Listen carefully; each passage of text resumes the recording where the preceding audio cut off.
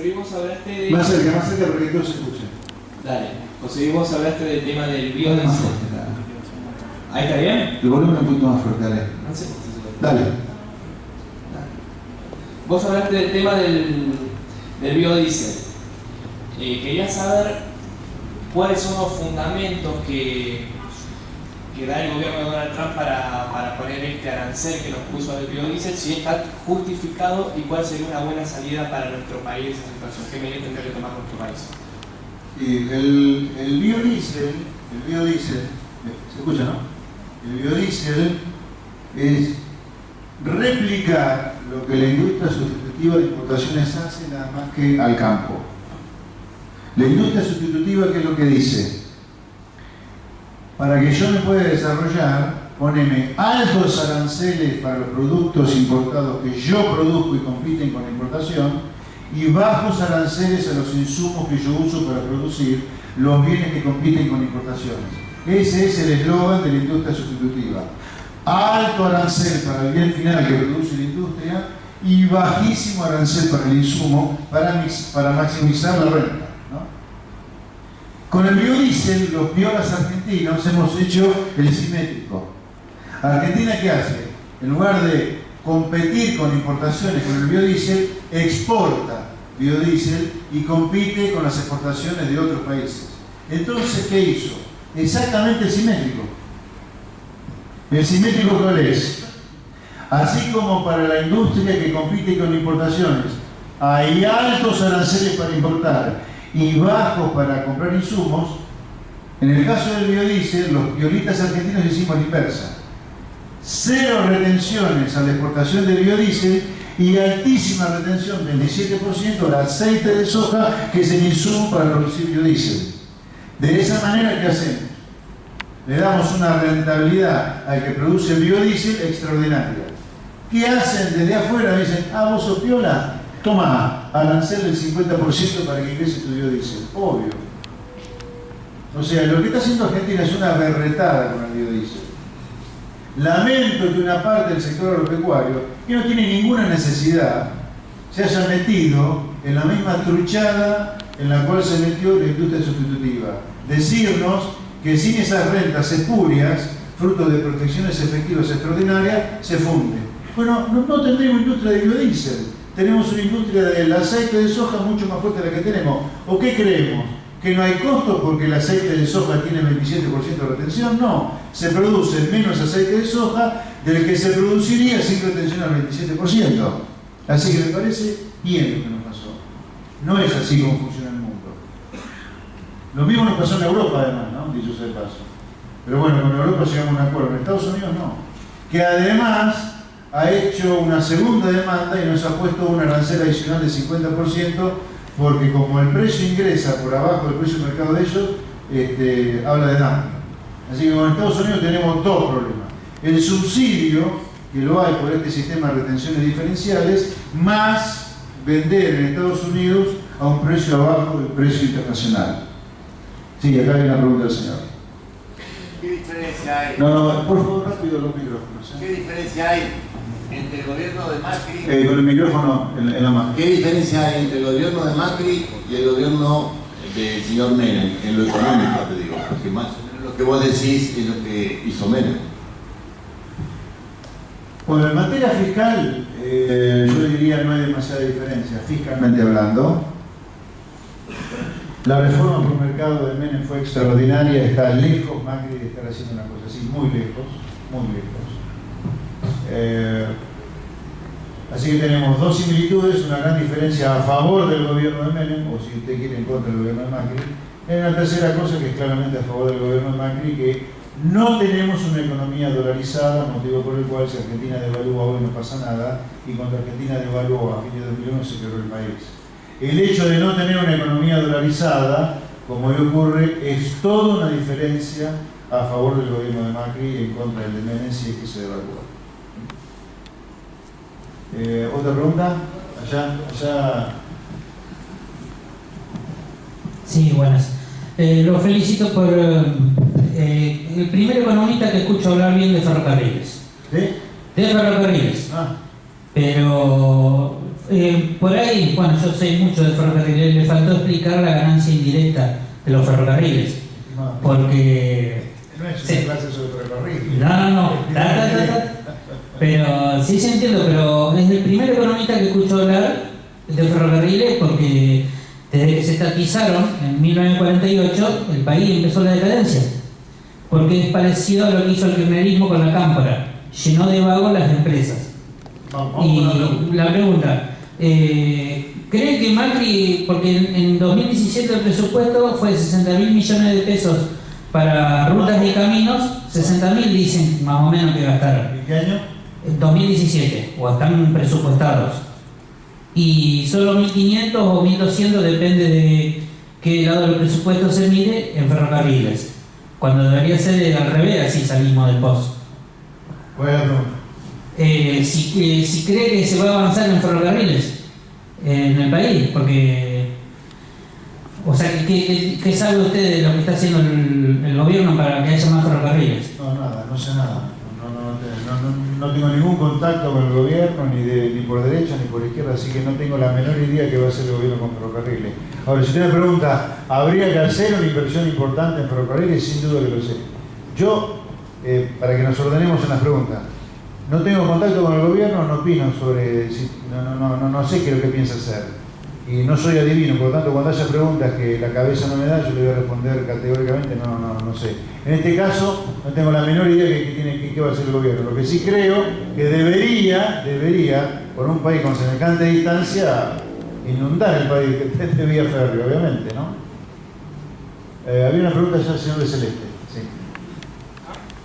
¿Qué tal, José Luis? ¿Cómo te va? ¿Qué tal? En principio, te había escuchado hablar del tema de inflación y lo que te generaba como un peligro con respecto a la vuelta de lo que sería el populismo peronista, sí, utilizando ese argumento. Sí. En principio, la política cambiaria aplicada, la política monetaria aplicada por Sturzenegger con respecto al tema de las tasas, y su complemento con el gobierno que básicamente no baja el déficit. No sé qué opinás básicamente sobre eso, cómo abordan cómo están abordando el tema de bajar la inflación, si estás en sintonía con el gobierno. Eso por un lado.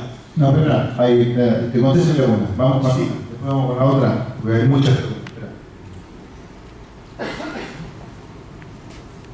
Yo creo que acá el gobierno, insisto, creo que la reforma laboral del gobierno rumbea razonablemente bien.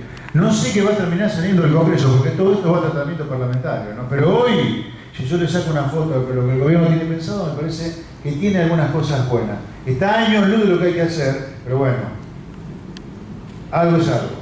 Acá donde tenemos un problema serio. Acá tenemos un problema serio. Tu pregunta es muy larga de contestar, voy a tratar de ser lo más breve posible. A ver, vamos a hechos. Hace 13 meses que la inflación no baja de 1,5, 1,6, 1,7.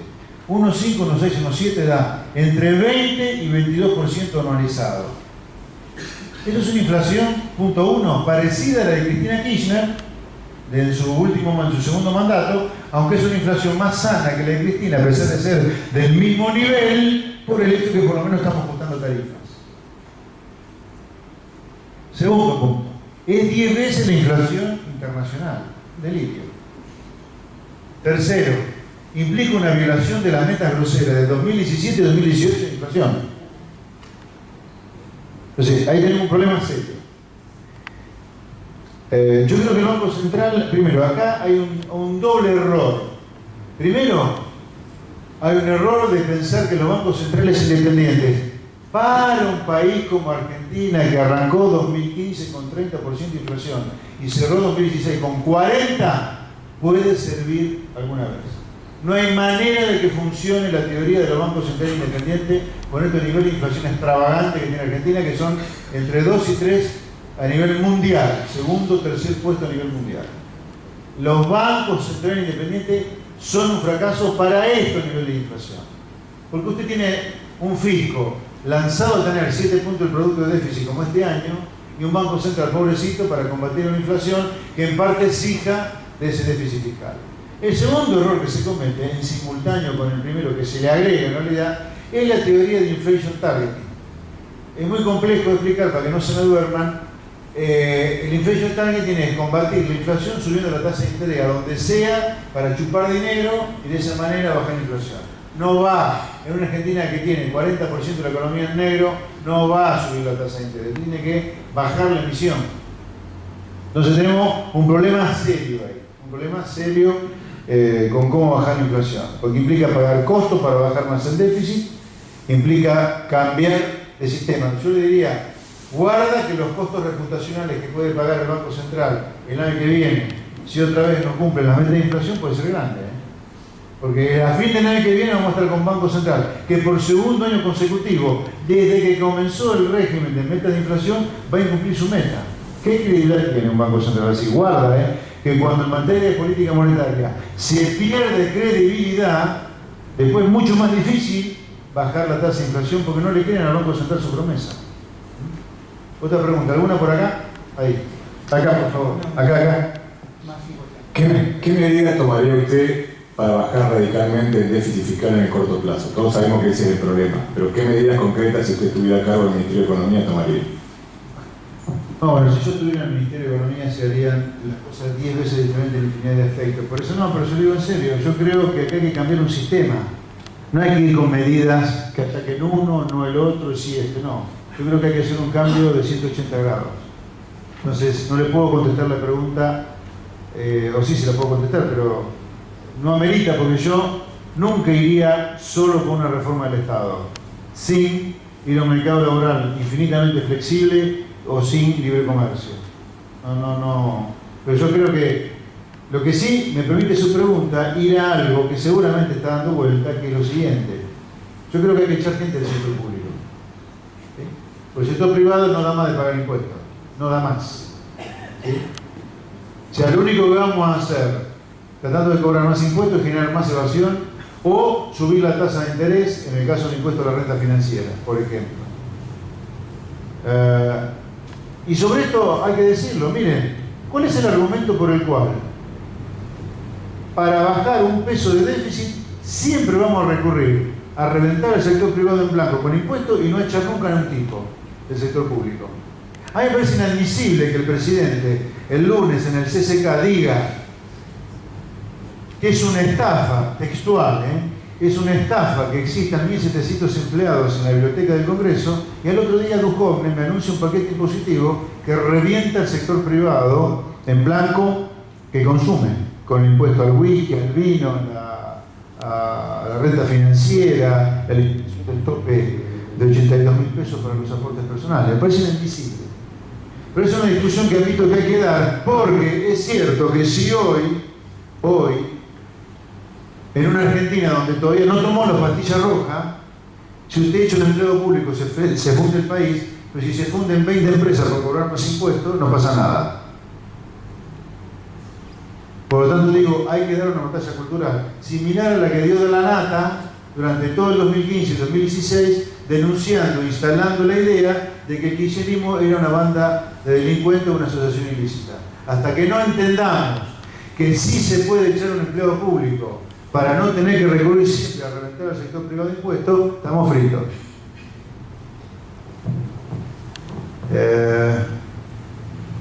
Hola, buenas noches.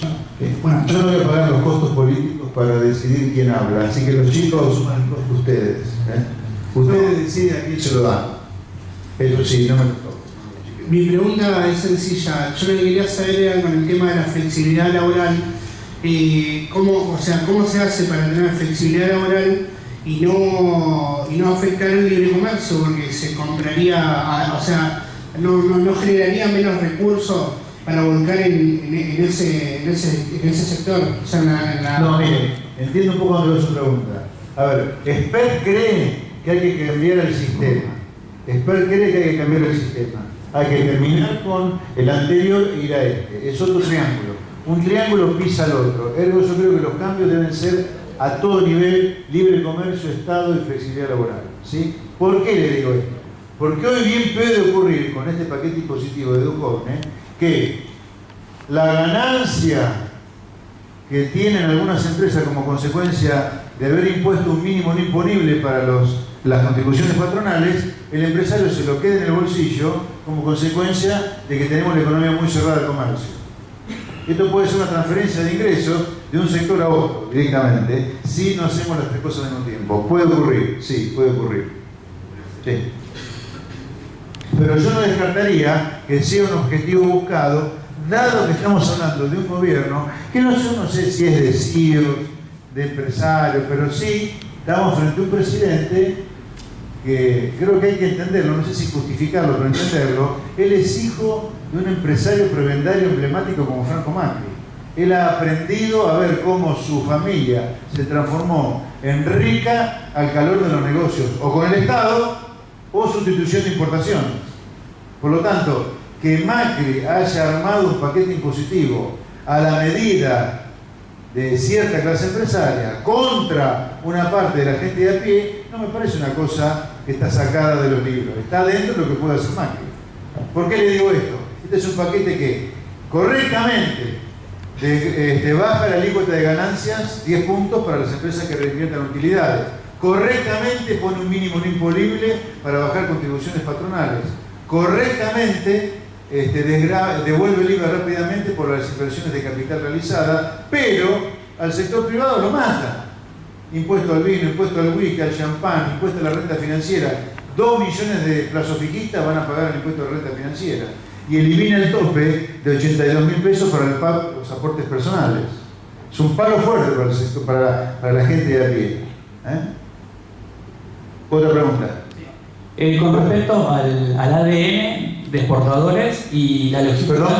Usted habló de un ADN que tenemos los argentinos para exportar o para... El país, no la cabeza no está podrida. Claro, el país, lógicamente. ¿Cómo hacemos para nosotros, los argentinos, entender que la distancia con el resto del mundo, si bien físicamente es grande, debería llegarse? ¿Y cómo podría ser eso real? Chile está a la par nuestra y tiene 63 tratados de libre comercio, así que la distancia no es excusa para no comerciar. ¿Es esa la pregunta o no? ¿Entendí bien o mal? No, era más... A ver, dale, de nuevo. ¿Cómo hacemos nosotros para entender que no estamos lejos del resto del mundo? No. Esa es la evangelización, de la cual yo hablo. Acá hay que evangelizar de nuevo. Bueno, ¿cómo se hace? Y miren, afortunadamente la vida me puso a mí ya como parte del elenco estable de Animales Sueltos 2 veces por semana. ¿Cuánto hace que un liberal no tenía un puesto en un programa que es un tanque de rating como ese? Creo que esa oportunidad hay que aprovecharla. Miren, yo no tengo ninguna necesidad, le aclaro, para estar ahí como un esperpento 2 veces por semana escuchando la estupidez de todo lo que escuché. No. Yo, mi vida podría seguir igual y quedándome con mi amada mujer, mis hijos, 2 veces por semana cuando estoy hasta las 2 de la mañana, 2 veces por ahí, ¿no? Pero yo creo que es una pelea que hay que dar. Yo soy un tipo que dice lo que hay que hacer y cuando hay que poner los huevos los pongo. Yo estoy ahí para evangelizar, pero quiero ser evangelizar. Por eso yo rechazo la idea de líderes mesiánicos tipo Pinochet o Fujimori que nos vengan a imponer lo que es una economía racional. Puede ser que en América Latina la única manera de imponer una economía racional sea las piñas. Tan descerebrados somos los argentinos, caramba. Yo creo que acá hay que evangelizar. Necesitamos un Lanata que, así como instaló la idea de un kirchnerismo delincuente, instale la idea de que lo que estamos haciendo, esto que está acá es inviable. Es inviable, basta. Pero bueno, debo reconocer que todavía no hay una luz al final del túnel de decir, ok, ya está, vamos derecho, no tenemos que ir. Está ahí una velita por ahora eso. El camino es largo. Son 70 años de pudrir cabeza como mínimo, cuando no un siglo, ¿no? ¿Otra pregunta? Sí. Bueno, como liberal también te felicito que estés ahí en el programa. Y creo que parte de la respuesta a la pregunta que te voy a hacer es esa. La pregunta que te quería hacer es, como vos en un momento dijiste que esto es una batalla cultural, la que hay que dar, y que este sistema tiene un blindaje adicional, como mala noticia, digamos, un blindaje adicional a esos 3 que vos dijiste, que es que hasta los términos están gastados. O sea, cuando hablamos de libre comercio hay una gran oposición a la palabra libre comercio, hay una gran oposición a la palabra flexibilidad laboral y de alguna manera a poner un Estado lo suficiente con una dimensión razonable. También hay una mala palabra que es ajuste. Es decir, hasta los conceptos que deberíamos cambiar, ni siquiera palabras podemos usar porque ya las han puesto, digamos, del otro lado en la batalla cultural. Entonces un poco la pregunta es, ¿cómo ves vos que hay que iniciar esa batalla, digamos, con más gente como vos en programas como Animales Sueltos?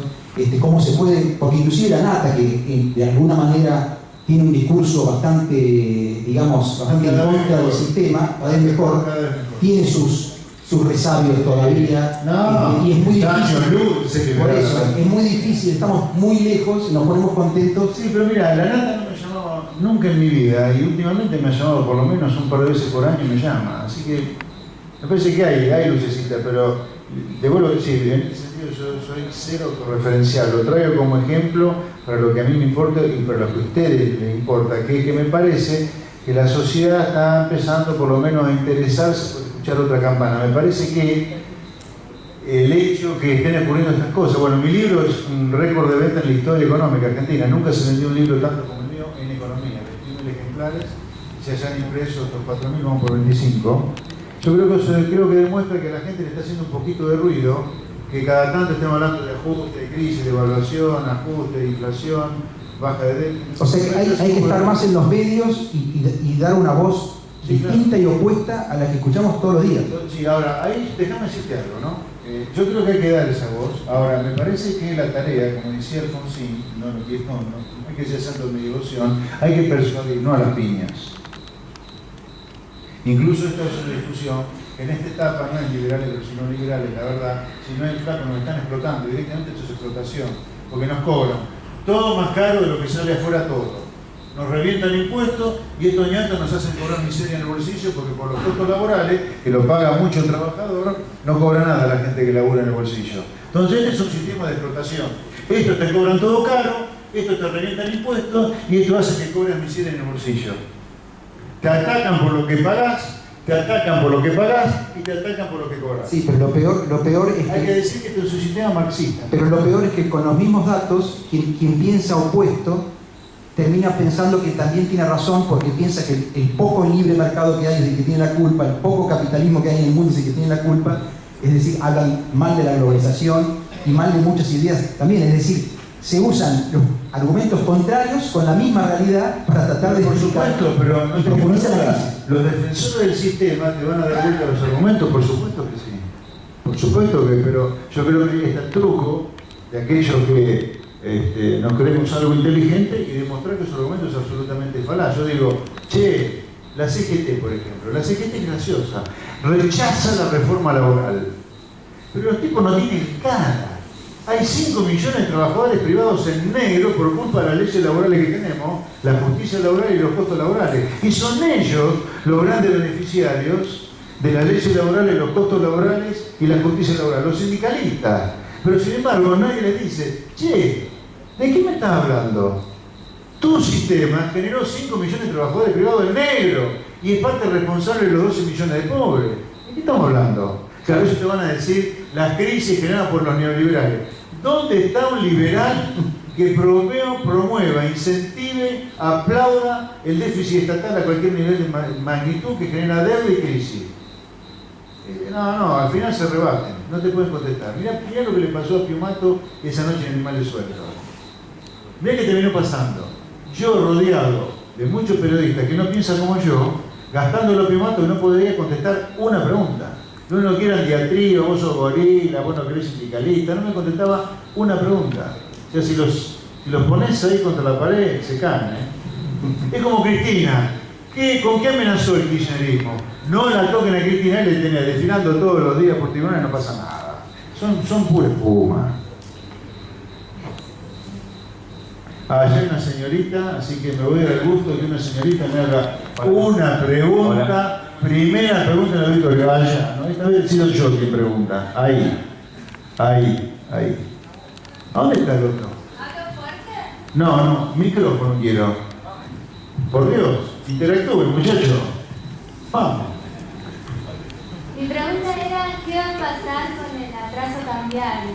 ¿Qué es lo que, si es sostenible en el corto o mediano plazo? ¿Qué va a pasar con el dólar? Bueno, acá tengo una gráfica con atraso cambiario que es muy ilustrativa, me parece, para contestarte la pregunta. Mirá, acá está el atraso cambiario.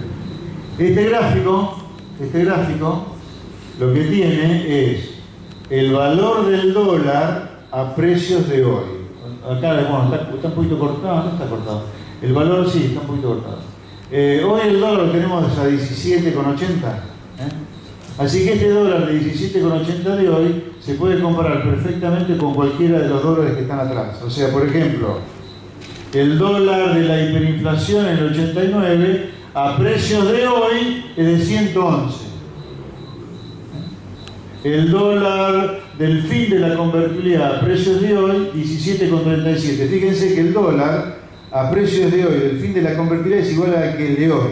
El de hoy es como si fuera el dólar 1 por 1. O sea, tenemos un atraso cambiario de la hostia, porque si hoy tenemos el mismo dólar del fin de la convertibilidad, quiere decir que hay un atraso cambiario de la hostia. Y yo creo que en el mejor de los casos, el atraso cambiario va a continuar siendo este. Yo creo que usted me dice, a ver, ¿qué va a seguir pasando? Espero hacia adelante. Y vamos a seguir con el dólar 1 por 1 de hoy. ¿Esto implica que mañana esto explota? No, olvídese de eso. Acá no hay explosión. No. ¿Esa es la pregunta? Ok. José. Otra pregunta. José, acá atrás, al fondo. Sí. Así me gusta. Sí, hablando de hacer cambio de 180. Más fuerte, no te escucho. Hola. Dale. Ahí se escucha. Con ganas. Así como yo. ¡Vamos! ¿Qué opina de lo que plantea Milei de hacer una reforma etapista, ¿no? Eliminando de cuajo subsidios económicos y yendo a un sistema de obra pública como el chileno, donde se incentiva ¿cómo es? El sector privado? Reducir impuestos en el sector privado para incentivar que cuando se eche un empleado del sector público pase al privado y así ¿cómo es? Ir agrandando el sector privado frente al público, para no hacerlo tan, ¿cómo decirlo?, impactante al cambio de sector. Bueno, varias cosas ahí. Yo creo que los subsidios económicos tienen que ser cero, así que tienen que ser eliminados todos. De hecho, el gobierno tiene como programa eliminar todos los subsidios económicos, así que la idea de Milei es igual a mi idea, pero el gobierno piensa como nosotros en el sentido que hay que eliminar subsidios económicos. Yo lo que le critico al gobierno y lo que le critico a la clase política es un conjunto de caras rotas en este sentido. ¿Por qué? Porque la única vez que va a bajar en cero en la historia el gasto público es cuando la baja de gasto público la pagamos nosotros, entre comillas, con más tarifas. Claro, están felices en la clase política de bajar subsidios económicos. Claro, los pagamos nosotros con más tarifas. En realidad es Capital Federal y Gran Buenos Aires en gran medida, pero son cargaduras. Ahí no tiene ningún problema. Esa baja de gasto público no tiene costo político ni costo social. ¿Por qué? Porque la paga el privado. ¿Entienden, no? El negocio. Así que en ese sentido los tres opinamos lo mismo. Milei, el gobierno y yo. Sobre la obra pública ejecutada por privados. A ver, quiero enfatizar esto. Lo he dicho en infinidad de lugares. Está mal pensar que porque el privado hace la obra pública se bajó el gasto público. Eso está mal. Pero piensen un poquito. Usted manda al privado a hacer un dique. ¿Y que nunca le va a pagar el privado del dique? La PPP no es que el fisco le dice, che, tomá, haz el dique y te paguen la boya. No. La PPP es, yo te acompaño como Estado a vos privado para endeudarte con el exterior, yo te salgo de garante, yo te consigo una mejor tasa. Hacé todo el dique vos, no como es hoy que lo va haciendo de a poquito a medida que le va pagando el Estado. Hacelo todo vos, arreglátela vos, y yo después te pago. No es que no le paga nunca el Estado.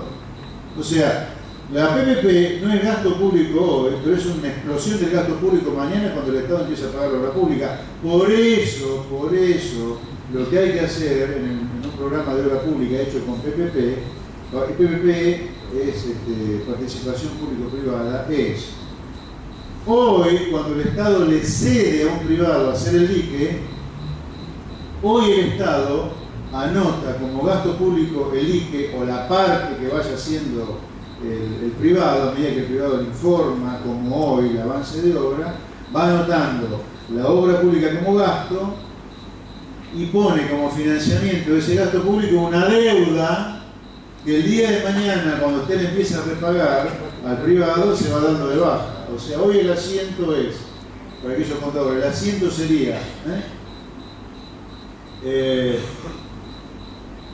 gasto en obra pública o déficit a deuda pública. El Estado, el asiento que tiene que hacer es dar de alta la obra pública como gasto y dar de alta la deuda. Mañana, cuando el Estado empiece a repagarle al privado el dique, usted tiene que hacer deuda pública a caja. Empieza a pagar la deuda pública con la caja. Pero no es que el Estado se olvida del gasto, no, el gasto público. Igual, da pie al dibujo que hoy el Estado no contabiliza más hoy no contabiliza el dique como gasto. Ahora, el día que lo empieza a pagar, explota el gasto público. Está mal. El gasto público es hoy. Cuidado que el gobierno de Macri ha puesto 200.000 millones de pesos de esos en el presupuesto 2018, tanto como lo que puso como gasto público. Está mal lo que están haciendo, está mal. Yo el año que viene, si sale así, le va a dar todo el toque. No, está mal, me están mintiendo. PPP no es baja de gasto público, es otra manera de hacer obra pública que no tiene nada que ver con bajar el gasto. Muchachos, piénsenlo así.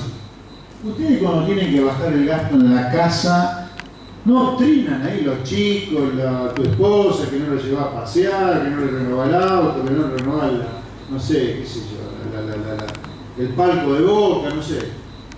¿Ustedes creen que bajar el gasto es joda? No, se pagan costos políticos por bajar el gasto público. Acá es lo mismo. ¿Ustedes creen que por la PPP no hay más gasto público? No, el día de mañana lo pagan. En el 2001 tengo la percepción de que nos endulzaron. ¿Tienes, perdón? La percepción, percepción porque no soy economista, de que nos endulzaron con altos intereses. ¿En 2001? Sí, en 2001, aquella época. 2001. Ah, los 90 entonces. Sí. Ok. Nos endulzaron con altos intereses de plazo fijo para que no saquemos los plazos fijos y después quedó todo dentro del corralito, perdimos todo. Sí. Tengo esa percepción. Nos endulzaron para que nos quedemos ahí.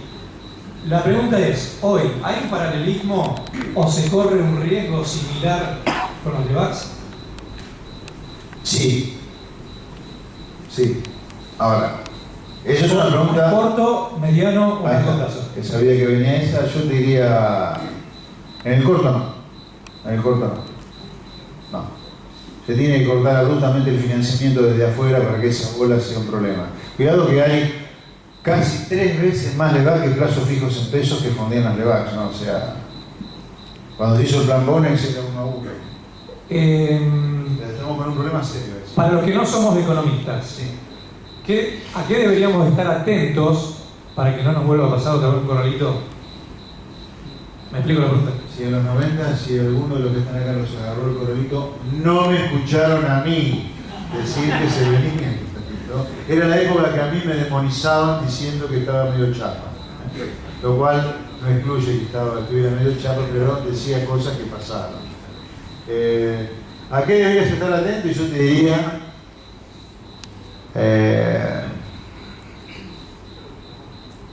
yo creo que si le empiezan a cajotear el rancho Sturzenegger porque la tasa de inflación no baja, es un momento para estar precavido. A ver, otra pregunta. A ver, vamos un poco. No hay nadie. Allá hay un hombre que tiene un pelo largo como yo. Le voy a dar un colega. Un colega de la hermandad de la calvicie. A ver. Hola. ¿Escucha? Te escucho. Bien. Son 2 preguntas. La primera... No, de una porque hay un montón de gente. Bueno, una entonces. La primera es una percepción que yo tengo que si la inflación es la misma... Pero, ¿es un poquito más alto el volumen del micrófono? Dale, más alto el volumen.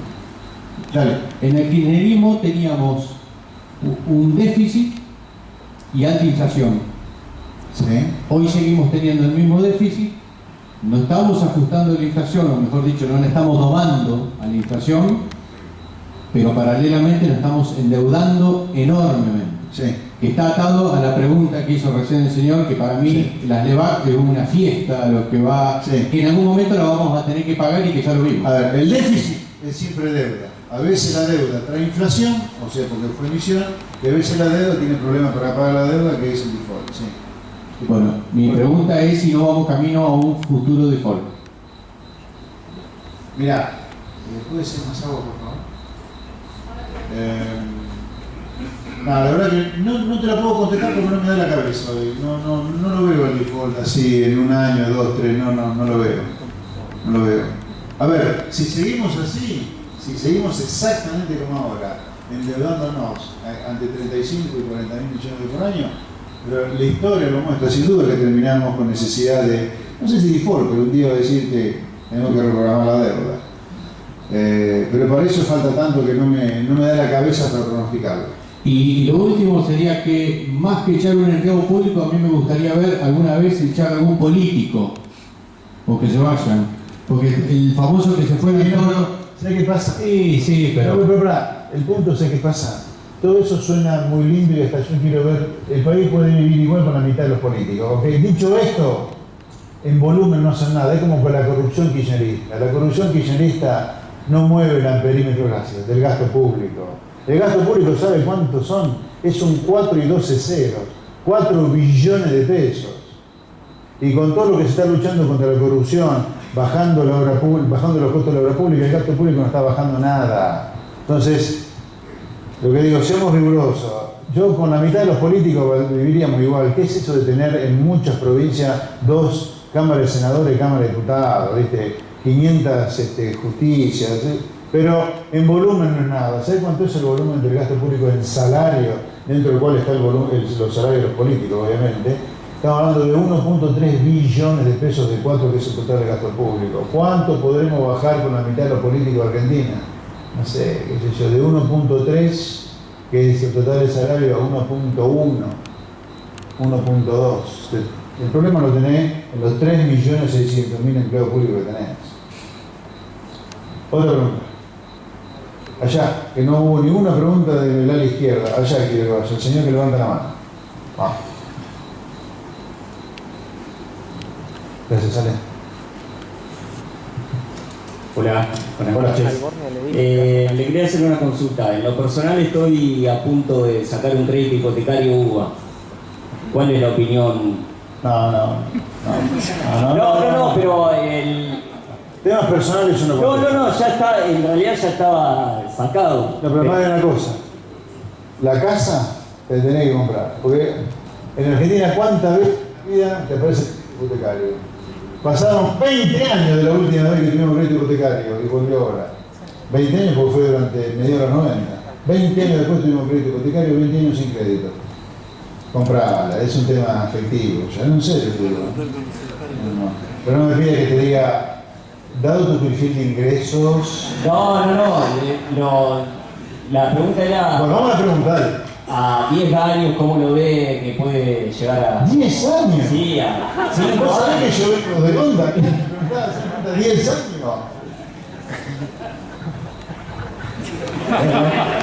Gracias. 10 años, no sé si estoy yo acá.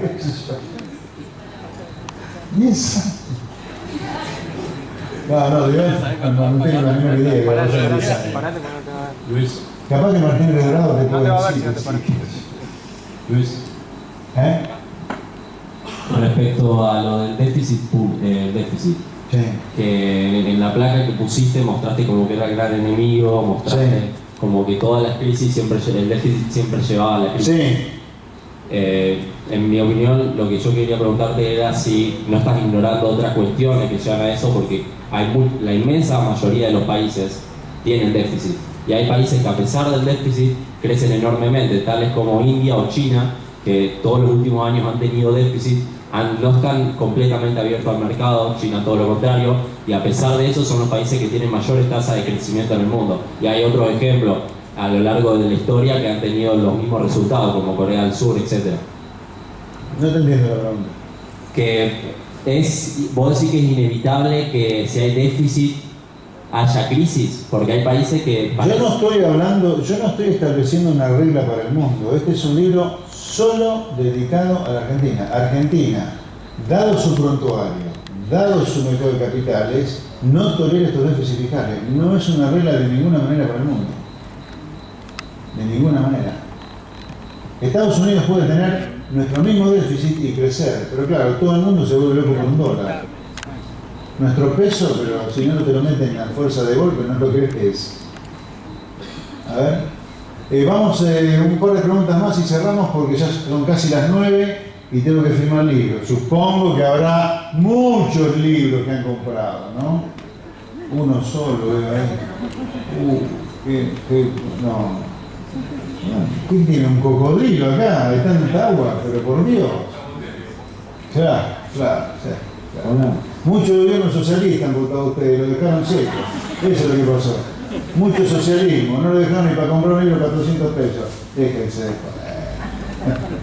Bueno, a ver, un par de preguntas más y terminamos. Sí, ¿me escuchan? Ahí, pero aquí. ¿Dónde? Sí, ahí, adelante, señor. Sí, ¿no le parece a usted que a pesar de todas las dificultades, y sin ser yo macrista ni nada por el estilo, más bien ser político y tratar de buscarle la salida al país, ¿no le parece que esta gente, con el despiole o el desplume que le dio en todos los sectores, usted mismo lo ha dicho, en el sector sindical, la corrupción, el despelote que hay en todos lados, no está siendo en cierta medida lo medianamente humana posible para ir acomodando las variables económicas de las cuales creo yo están todas sumamente distorsionadas? Pero no entiendo, la pregunta supone, me da un halo de que yo no le he reconocido nada al gobierno. No, bajo ningún concepto. Yo creo que usted lo ha reconocido. ¿Y entonces? Bastante ¿Usted cree que le reconozca más? No. No sé si no es una cuestión cuantificable. Pero entonces no entiendo la pregunta. Es que yo más que una pregunta es una reflexión que tengo, no sé si estoy en lo cierto. No sé si estoy en lo cierto, porque a mí tengo no sé si la convicción o la esperanza que dentro del despiole que le dio este gobierno está haciendo, no todo, pero mucho de lo que hubiera que haber hecho para que esto se ordene. Yo creo que está haciendo bastante menos lo que se podría hacer con los mismos datos. O sea, por ejemplo, el gobierno asume un costo político no menor al subir tarifas para bajar subsidios. Debería haber ahorrado eso, que han sido 2 puntos del producto, es mucho. Lo gastó todo.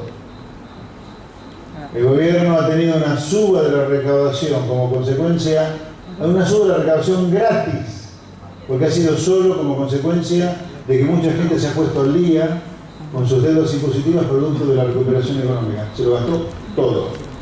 Yo diría, pagar un costo político, como subir tarifas y gastártelo, y no pagar ningún costo por subir impuestos y gastártelo, me parece una pena. O sea, se podría haber hecho más. Pero, o sea, frente a su reflexión, no es que ha hecho todo lo que se podía hacer. Se podría haber hecho más dentro de lo posible. Muy lejos de lo ideal. Dentro de lo posible se podría haber hecho bastante más. Usted si fuera dirigente argentino, por ejemplo. ¿Perdón? ¿Si fuera? Si usted fuera dirigente de la economía argentina, ¿usted grabaría a las cooperativas con el impuesto a la ganancia?